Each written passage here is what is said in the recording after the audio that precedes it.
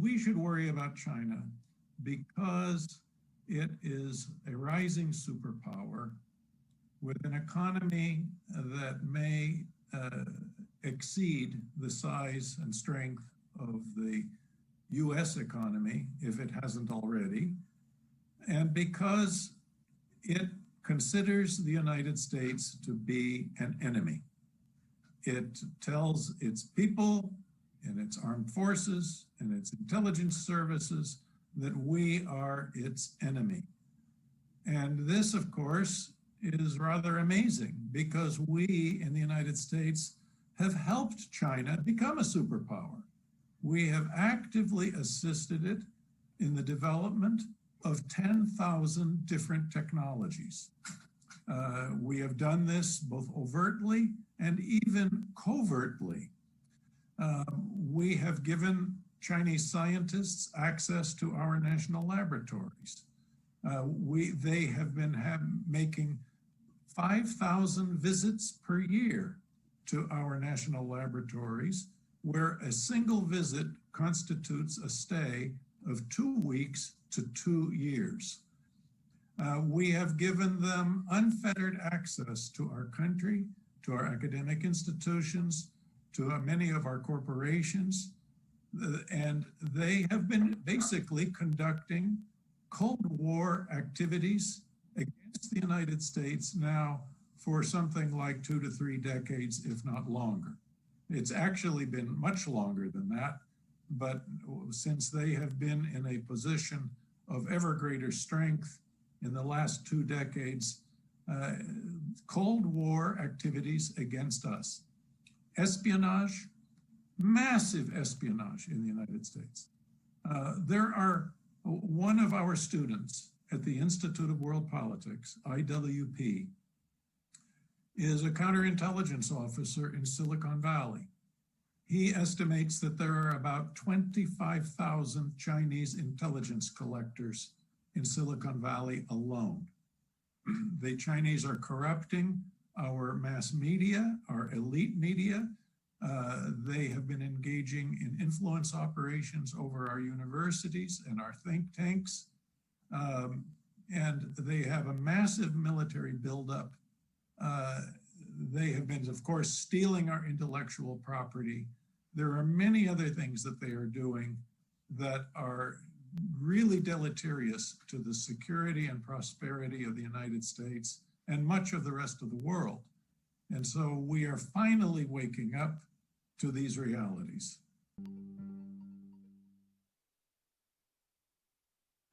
The first thing I believe that we have to do is deny the kind of access to our country that we have given to Chinese spies. And when I say spies, I'm not talking simply about well-trained intelligence case officers. I'm talking about graduate students who come and attend our science and engineering departments to get advanced degrees in our universities.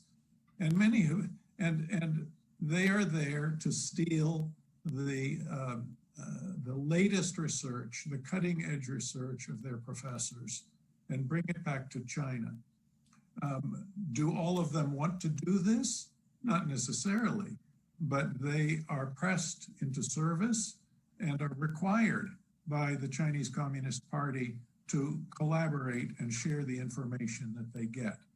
So we need to be denying this unfettered access to our technology, to our universities. So we need to be restoring our military forces. These forces severely eroded as a result of the wars in Iraq and Afghanistan. China has a much greater shipbuilding capacity than we do, and their Navy has just exceeded the size of the American Navy. So we have a very, very serious military task, not because we want to go to war, but because military strength deters war. Deterrence works. It worked during the Cold War. It will continue to work But that means we have to be devoting the resources and the intellectual resources for military technological innovation.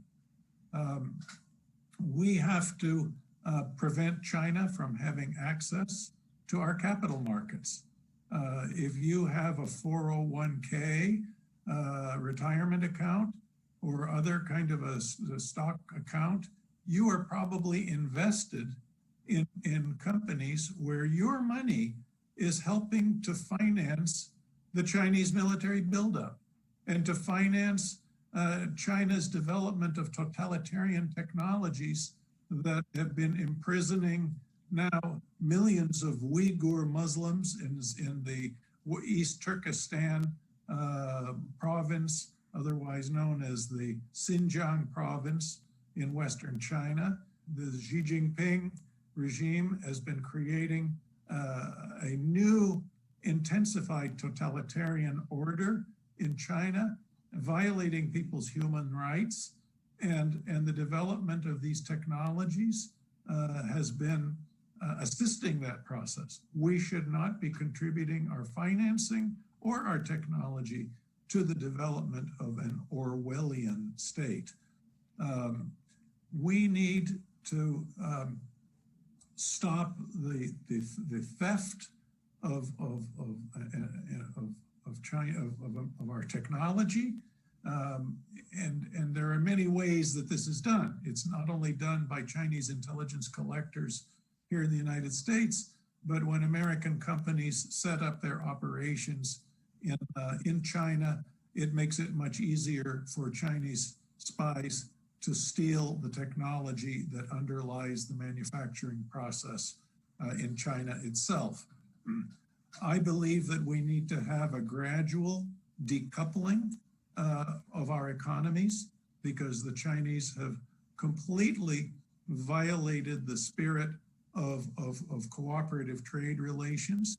They have had a mercantilistic, beggar thy neighbor economic policy, a trade policy, where they dump their products on our markets, which means that they are selling them here at below what their cost is to manufacture those products. It's a violation of the international trade laws, and it is what is responsible for putting many American businesses out of business and the loss of thousands of, if not millions of American jobs.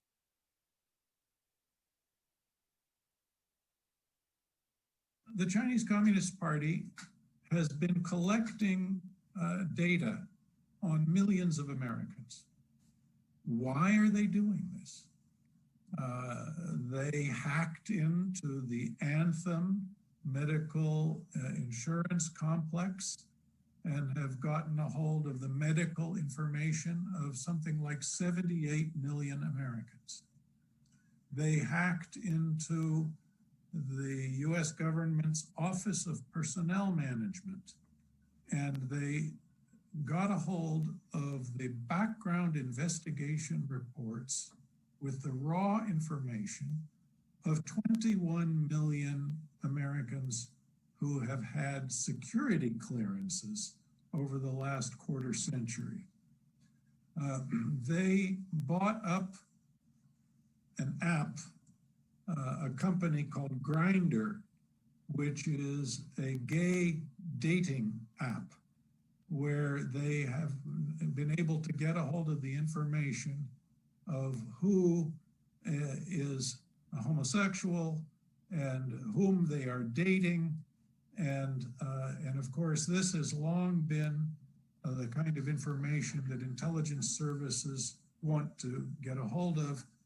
Usually people think it's because they want to blackmail people, but in the case of the KGB, and I know other intelligence services, it is because they believe people who have same-sex attraction are people who they consider to be psychologically vulnerable and psychologically manipulable for espionage purposes.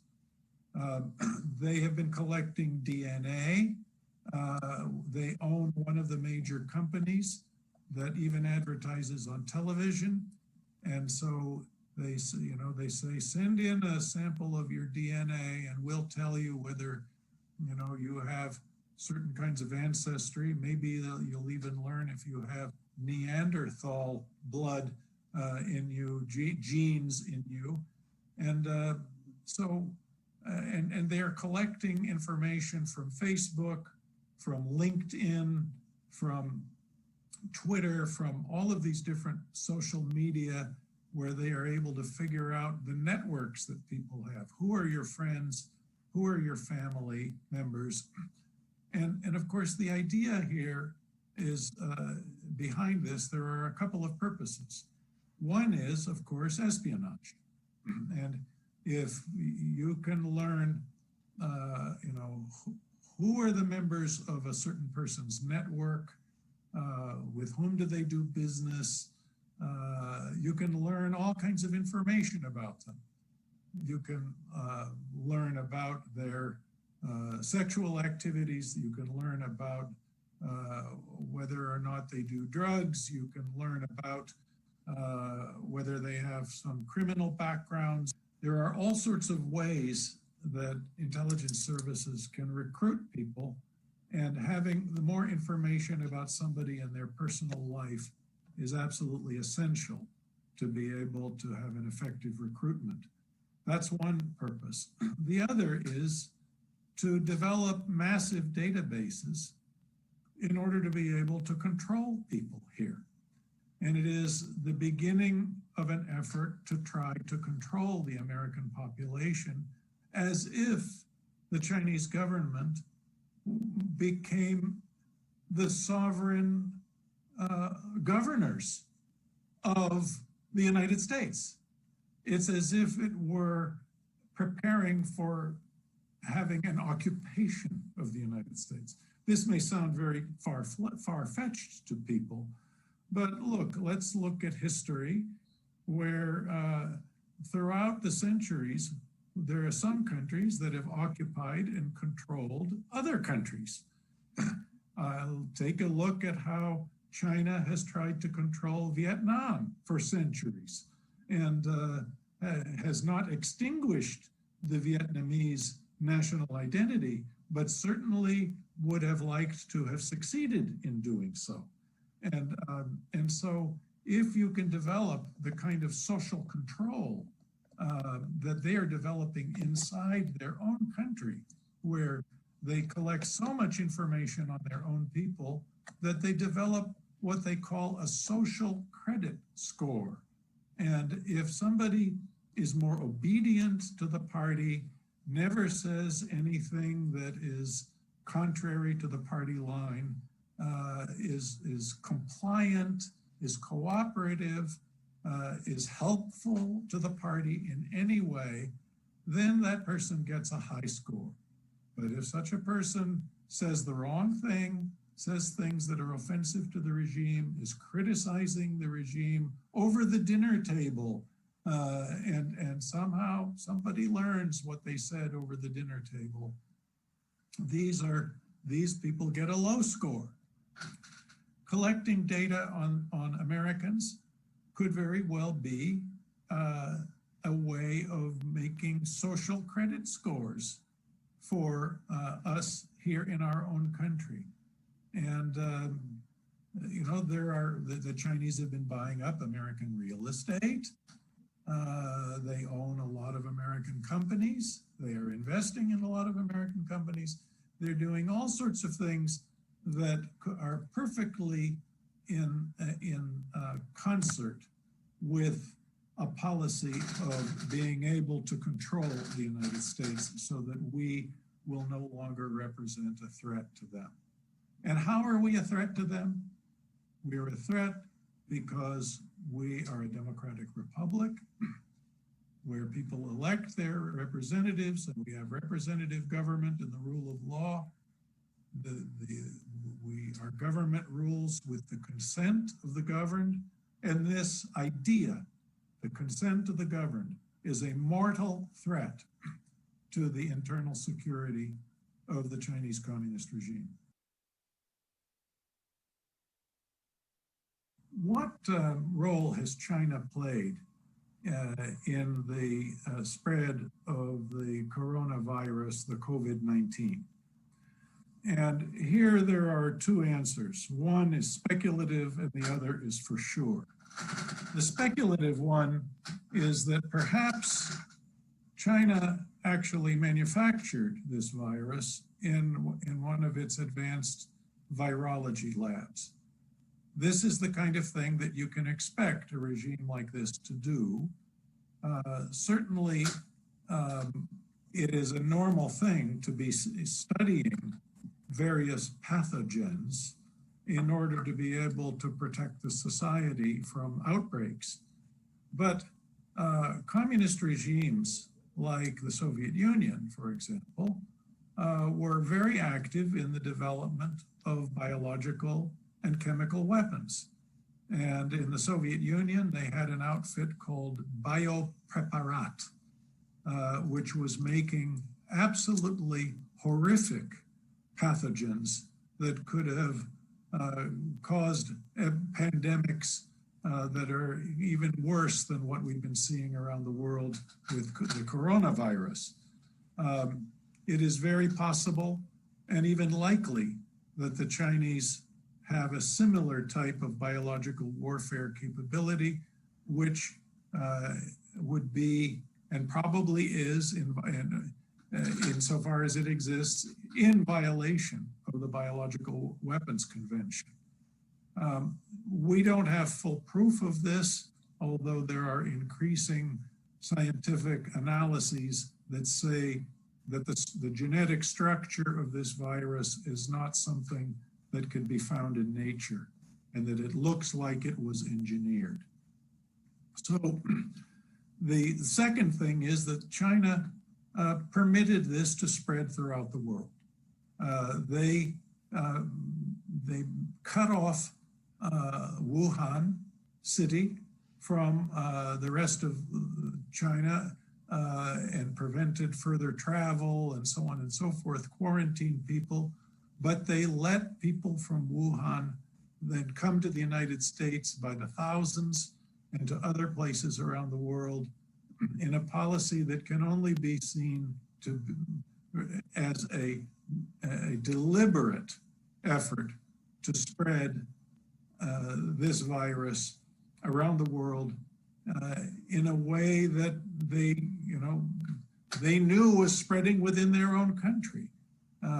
And yet, rather than quarantining it, they let it out of the bottle, so to speak. So this is an act of incredible international bad faith. One could even call it an act of aggression about what China is doing. The truth is the most powerful weapon that we have in the United States to deal with threats like this. This is a regime that relies on disinformation, on strategic deception. They have a long-standing tradition in their statecraft of using disinformation and deception. This is something that goes all the way back 2,500 years to the writings of Sun Tzu, the author of The Art of War, who talks about the importance of deception and how it is the essence of warfare.